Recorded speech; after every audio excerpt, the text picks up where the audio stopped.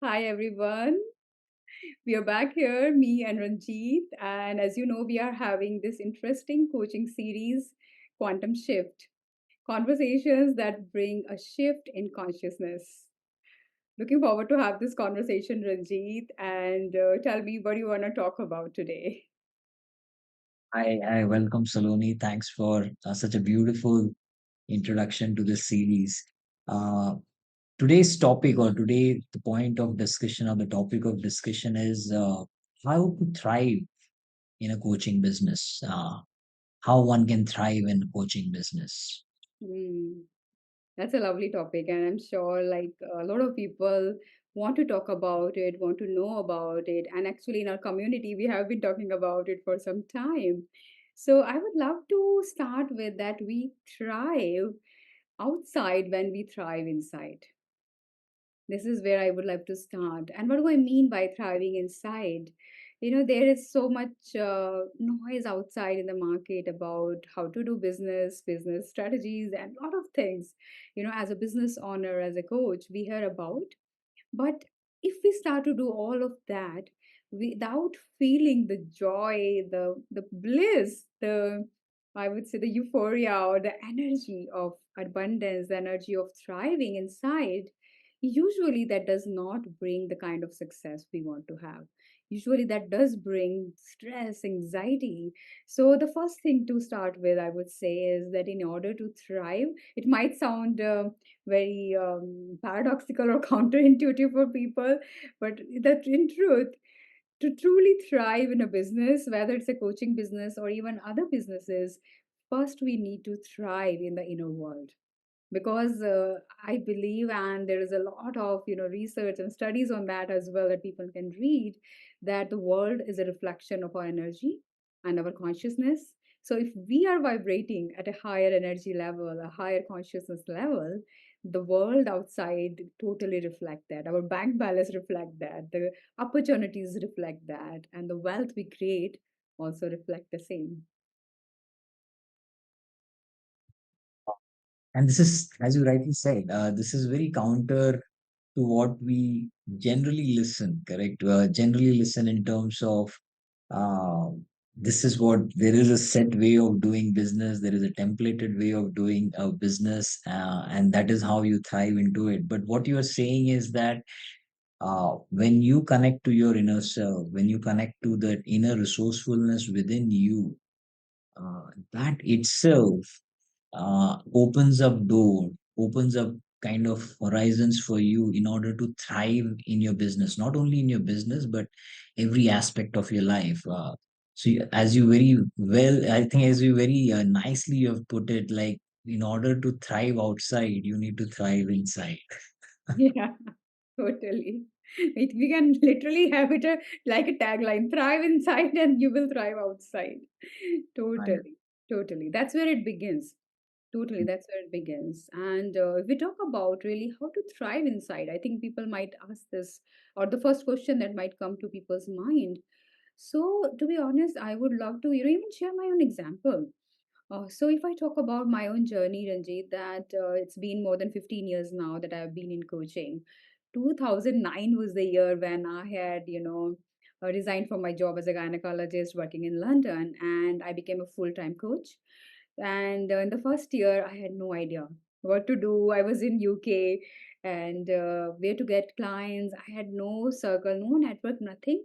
So I started very, very, very slow with just telling friends like, okay, now I'm not working as a doctor, I've become a life coach. And people are like, okay, what is this life coach?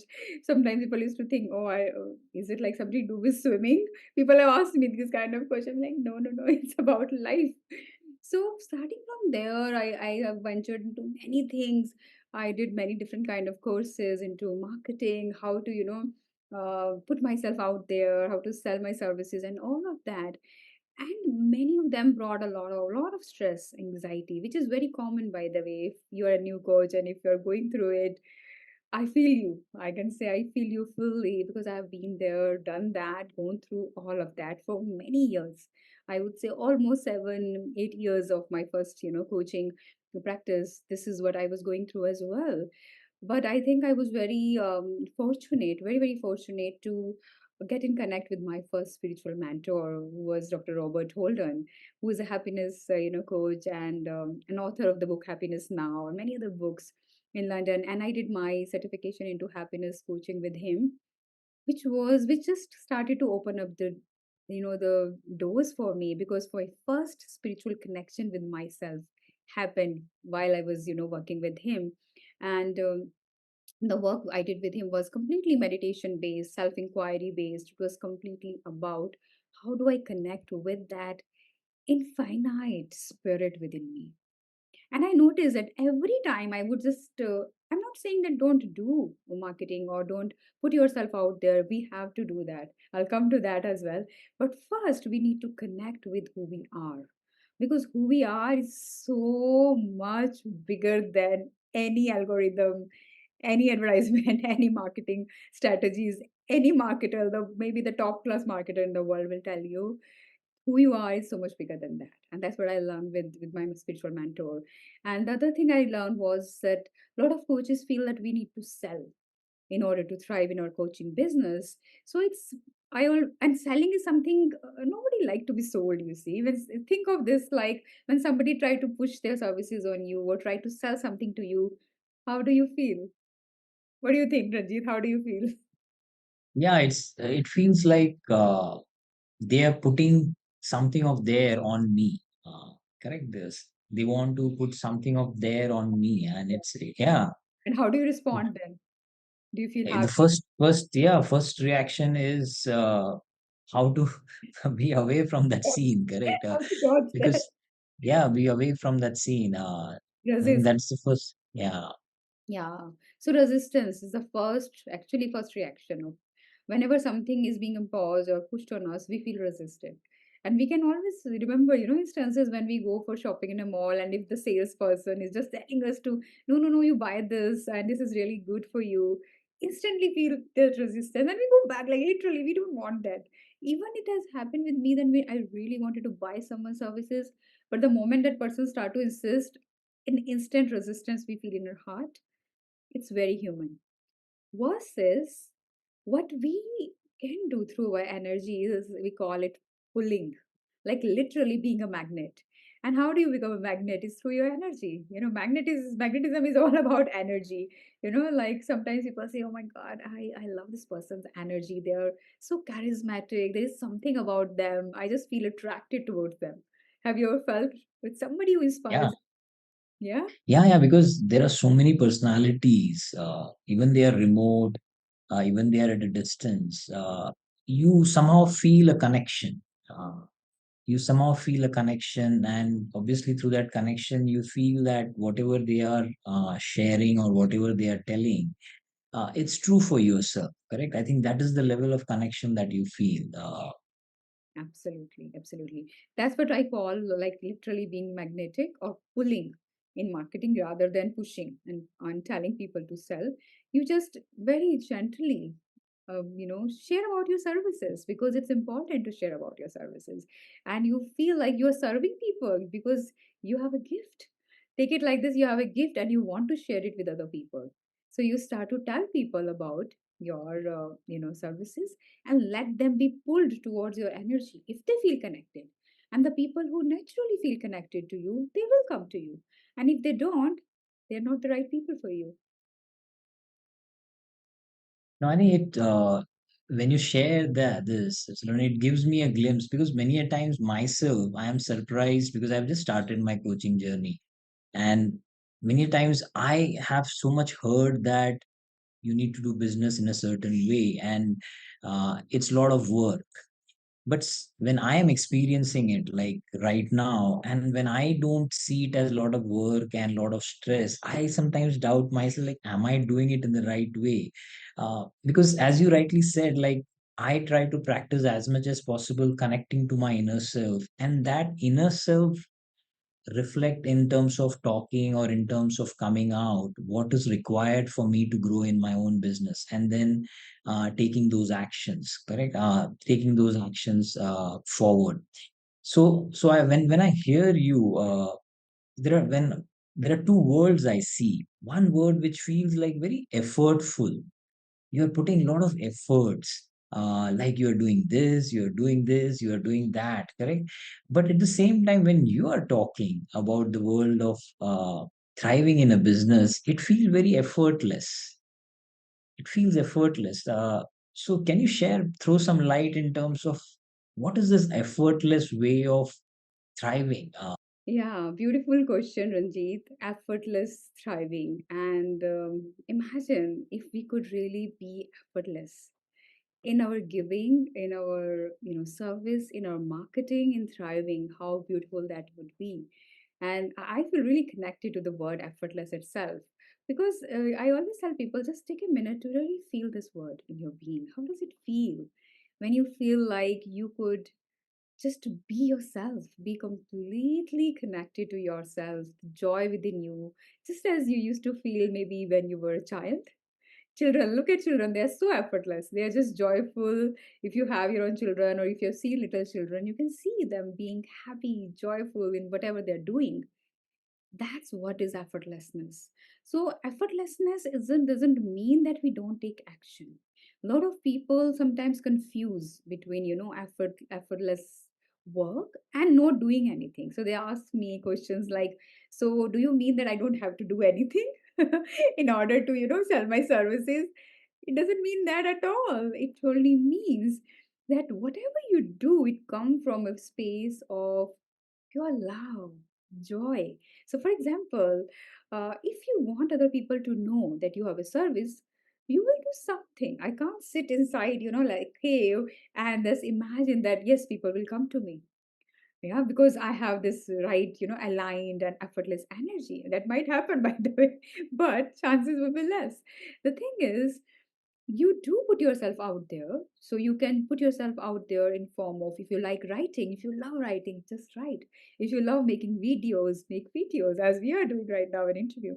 If you want to record something, do an audio podcast, do that. If you want to write poems about your work, you do that. Stories, you do that. Whatever you want to do in some way or form, express yourself, express who you are, express what you are giving to people, what gift do you have in different ways and form, whether it's online, offline, whichever way you do. And when you do it with a lot of love, joy, passion, it feels effortless. It is work, yes, but as this, there's a beautiful quote about when I'm fully being myself, there is no difference between work and play. The seer doesn't know whether I'm playing or whether I'm working. I don't remember whose quote is that, but that's a beautiful way of putting it. And I think the most common reason people come to coaching is because they love coaching. They love the space. They love who they become when they're being a coach. I remember one of my, coachee who is a coach herself said, Saloni, when I'm being a coach, I love myself the way I am because I'm a loving presence. I'm so kind, compassionate, and I am having fun. My clients love me. But when it comes to, marketing myself, telling someone about my services, I get, so hassled. I'm just not comfortable writing on social media or even, telling somebody about my website. It feels like as if, I just don't like it. And I asked her why, why you don't like it? Because you love people coming to you, you love making a difference. What is the reason?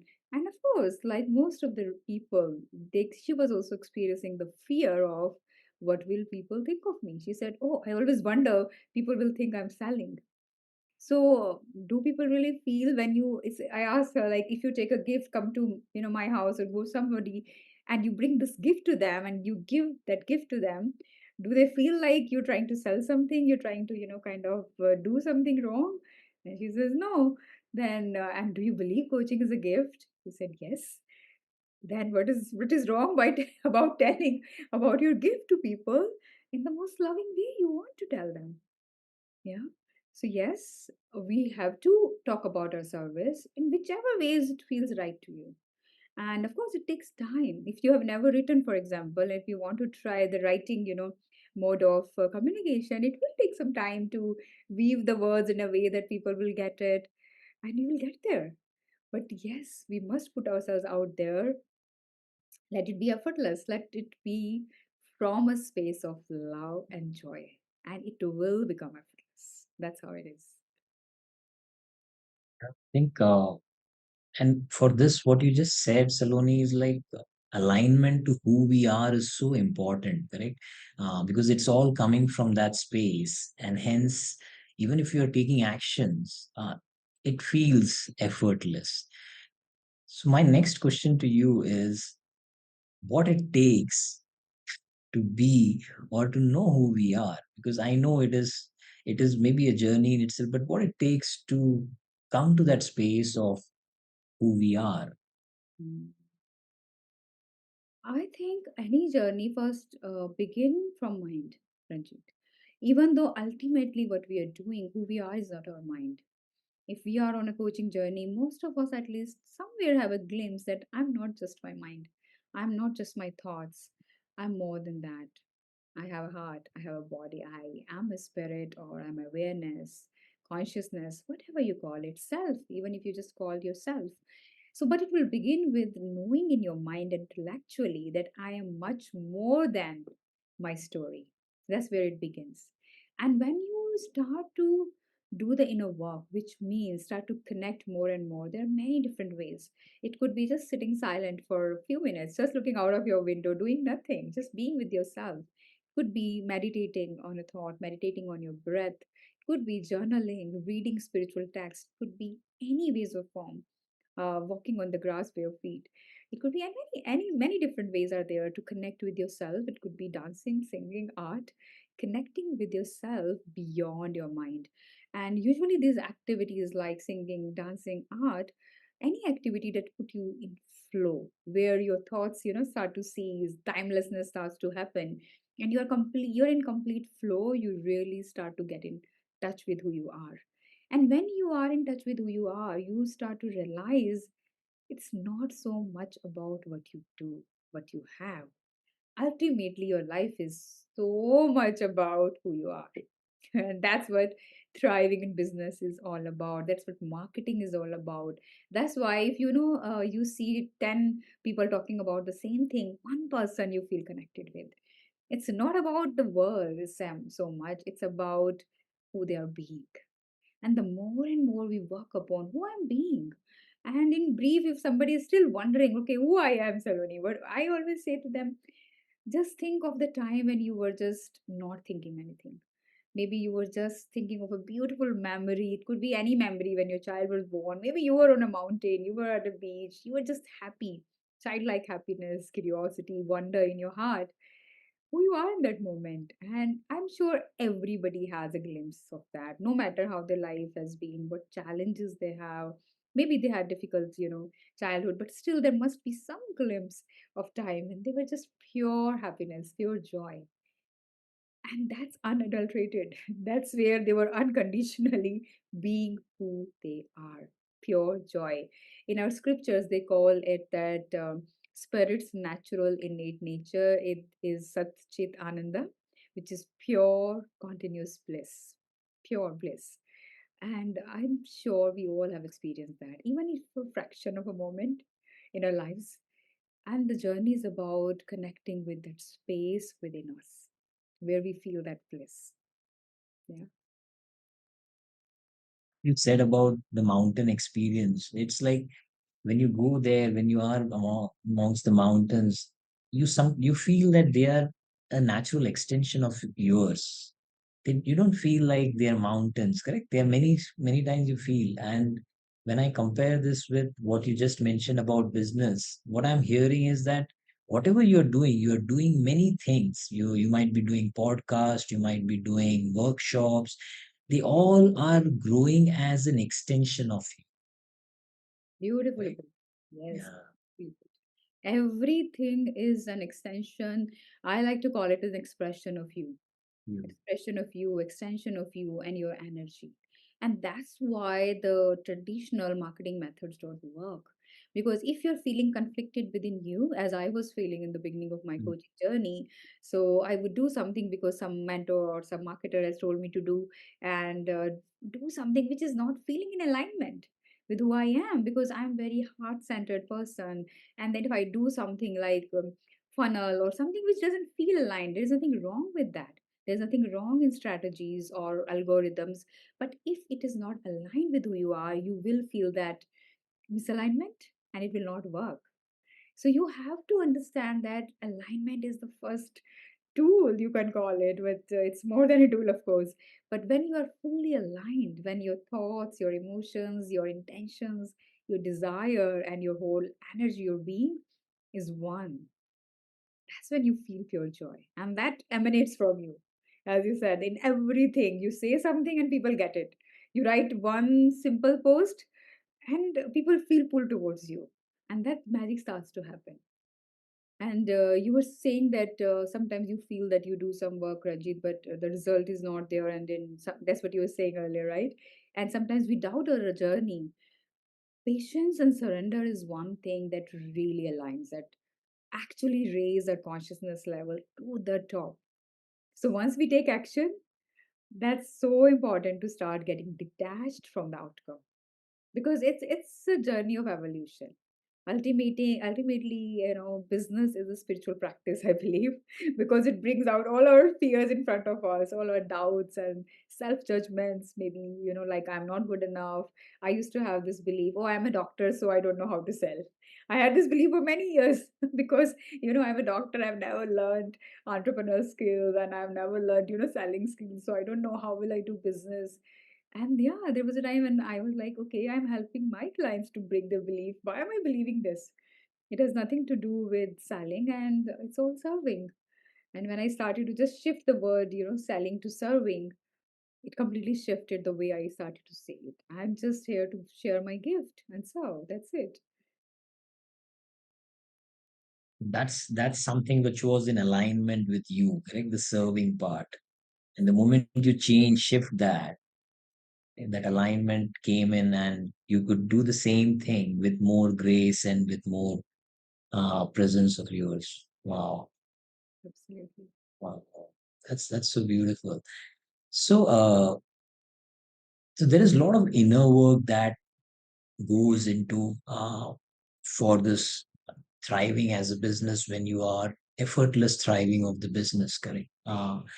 There is a lot of inner work that happens, Saloni, correct? So for someone who is new into coaching, some like you interact with so many coaches who are just stepping into it, someone who is new into coaching, like what you would advise them when they are in the start of the journey, where they so much want to thrive, right? What you would advise them?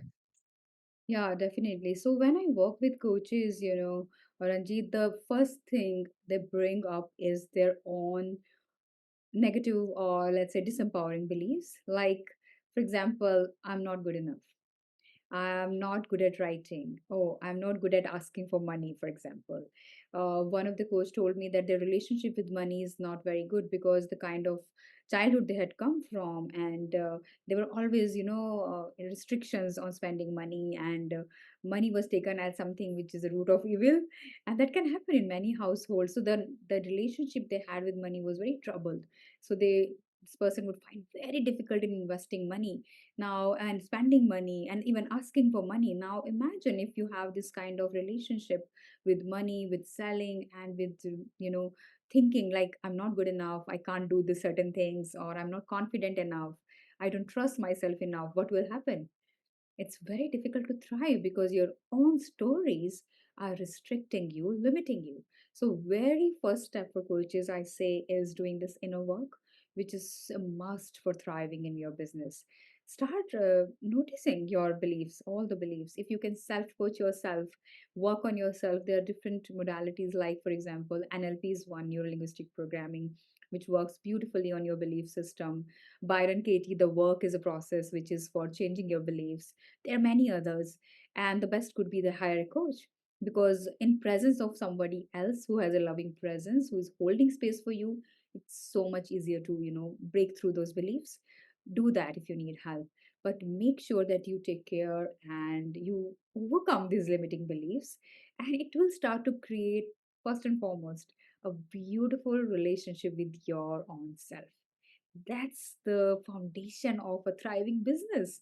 You can't have a relationship with yourself where you don't like yourself, or you don't love yourself, or you see yourself low, how will people look up to you? It's very simple. As a coach, it doesn't work. So it's like really walking your talk. If you are, talking to people, asking them to respect themselves, love themselves, which is, as coaches, we do, right? We help our clients to see the light in them. First, we need to see that light in ourselves, isn't it? So that's where, the foundational work lies. And it's such a must for every entrepreneur for that matter, but for coaches, they can't do without it. It's very simple. It's just a very basic requirement. So start working on yourself, start noticing all this belief system.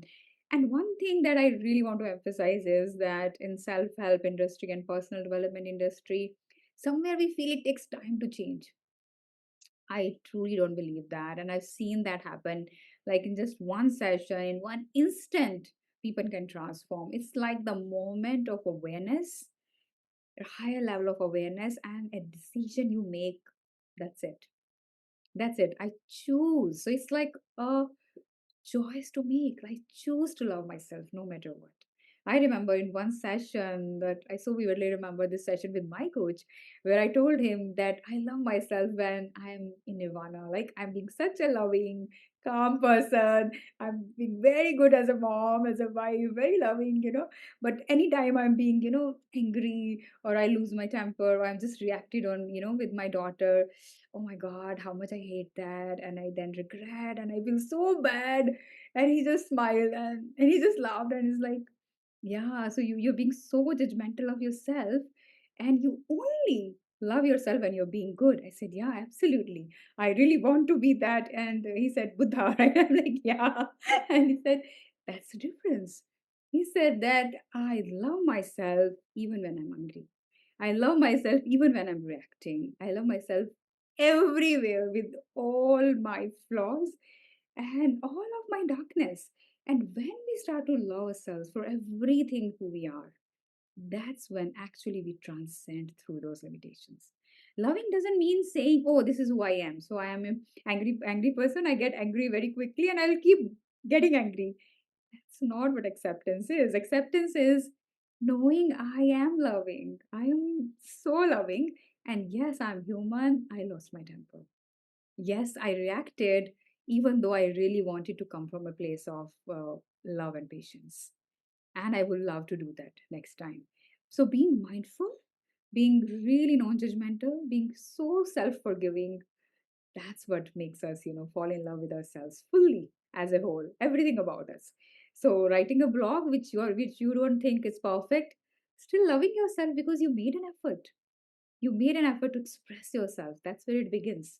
Nobody likes, when they write. I remember 10 years back, I started writing my blogs. And first few blogs, of course, I didn't like what I wrote myself. I wasn't sure how I'm writing.